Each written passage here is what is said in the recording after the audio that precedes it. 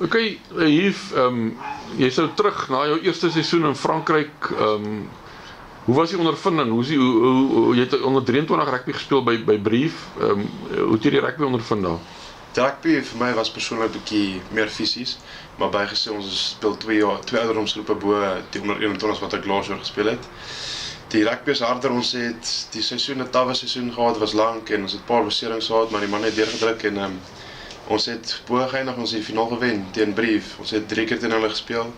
Was maar ons harde kompetisie was maar Brief, maar bygesê die span op die dag daarmaal hoe hulle voel. Partykeer is hulle goed, partykeer daarmaal af.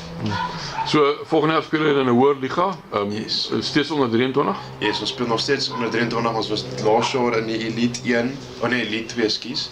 En ons het nou die finaal gewen. Nou skuif ons op na Elite 1 toe en dit is teen Toulon en Racing en al die groot klubs wat die top van die beste is in Elite 1. Ok, en jy sê die rugby is harder, meer fisies, Yes. brei bietjie uit, is dit baie stadiger as hier so by ons? Dis maar moeilik om te verduidelik, want partykeer so ons vannacht, ek dink die kondisionering is net beter. Die ouens kondisioneer meer en hulle is meer in die gym en dis bietjie meer professional as wat hier so is. Maar ja, die ouens gym hard, hulle is groot. Gaan maar oor die attitude van die manne.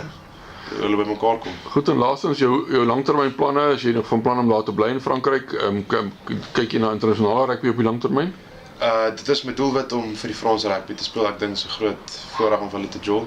So my langtermyn doelwit is om daar te bly en ja, daar vir my lewe te begin. Daar sê alle voorspoed met jou loopbaan en ons gesels weer in die toekoms met jou. Ja, dankie. Lekker om te wees.